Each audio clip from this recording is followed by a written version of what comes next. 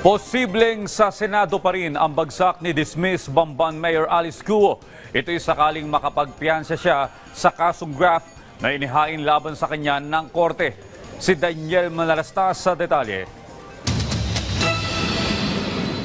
Sa kabila ng warrant of arrest na inihain ng Tarlac Court laban kay dismiss Mayor Alice Guo, naniniwala ang ilang senador na magpapiyansa rin ang dating alkalde. Kaya ang ending, sa Senado pa rin may nilipat ang kustudiya na mayroong arrest order laban sa kanya.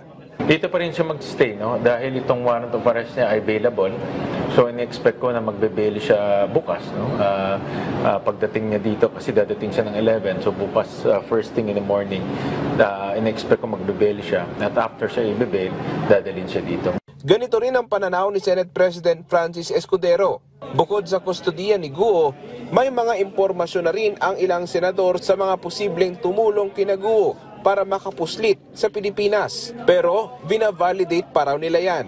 Pero meron kaming information doon sa mga tumulong naman na ilihis yung issue o ilin lang ang mga tao pagdating sa kanyang pagtakas. Hindi lang naman yung kung paano siya nakatakas, kung hindi yung mga tao rin na linilin lang ang mga otoridad. Sa Lunes na ang susunod na pagdinig ng Senado kay Alice Guo. Kaugnay pa rin sa umano'y pagkadawit niya sa Pogo Operation. Pagtutuunan din nila ng pansin ang iba pang posibleng dawit sa Pogo. Daniel Manalastas para sa Pambansang TV sa Bagong Pilipinas.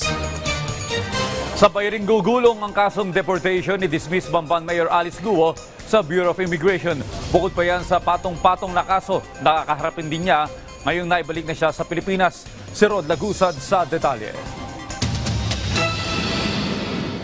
Kasama sa kakaharaping kaso ni dating Bamban Mayor Alice Guo ang mga kasong isasampa ng Bureau of Immigration sa kanya. Ang mission order na inilabas ng ahensya ay para arestuhin si Guo dahil sa paglabag niya sa Philippine Immigration Act. Kakasuhan po siya for undesirability as well as misrepresentation dahil may mga nakikita po na ebidensya na siya po ay may hawak na Chinese passport apart from the Philippine passport that she is presenting.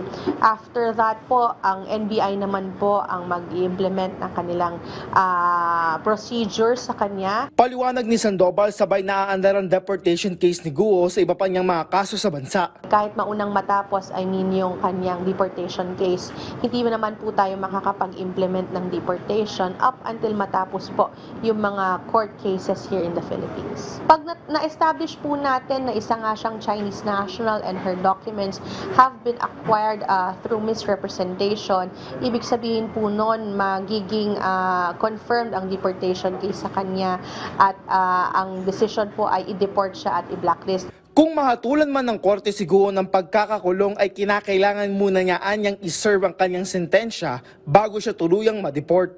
Pagdating naman sa investigasyon kung paano nakalabas ng bansa si Guo, patuloy pang biniberipika ng BIA ang naging payag ni Sheila Guo sa Senado na illegal silang pumuslit sa bansa nang hindi dumadaan sa immigration. Naniniwala ang BIA na maraming kasabwat ang dating alkalde para makaalis ng Pilipinas dahil hindi naging madali ang paglabas nila sa bansa. It's very difficult. It's a logistical nightmare to do that.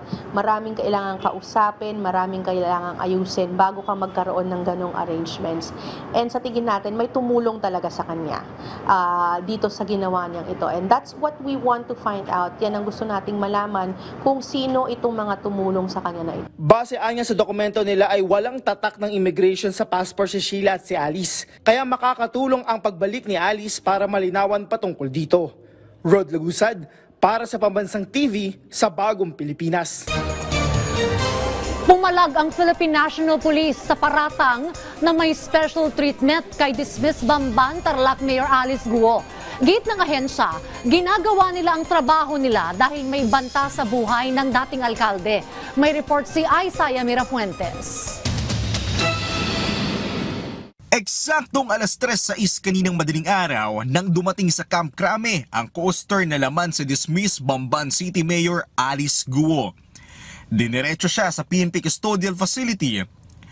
Mismong si PNP spokesperson Colonel Jean Fajardo ang sumundo kay Guo sa isang private hangar sa Pasay City.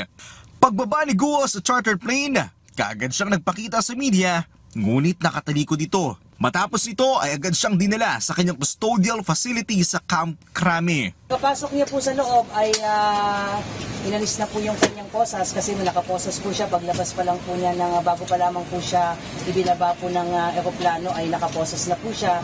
Doon po sa loob po ng eroplano ay binasahan po siya nung warrant of arrest na inisyo po ng Kapas RTC at binasahan din po siya ng kanyang Miranda rights. Sumailalim din si Guo sa physical and medical examination. Kinuhanan siya ng mugshot at fingerprints at dumaan din siya sa proseso ng booking sa custodial facility. Sinigurado rin ng PNP na maayos ang lagay ng kalusugan ni Guo. Kanina po niya nare-request yung lawyer po niya. Ano yung sabi, ma'am? Gusto daw po niyang makausap yung lawyer niya. Pinagbigyan naman ang hiling ng nasibak na alkalde. Sa matter of procedure po ay kailangan po nilang mag-report po sa RTC Kapas para i-inform po ng korte na ina-serve na po yung warrant of arrest. Korte naman na ang magdidesisyon kung saan siya ikukulong, kung sa Crame pa rin ba o sa ibang detention facility. Yung kaso naman po na isinampa po sa kanya ay available naman po. So ina-expect po natin yung lawyer na nakausap po niya ay dadating po ngayong ding araw po na ito para pag-usapan po kung ano yung next step po nila.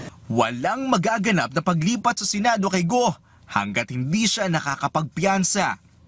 Pumalag naman na ang PNP sa issue ng special treatment kay Guo. Gusto lang daw nila na masigurado ang kaligtasan ng alkalde.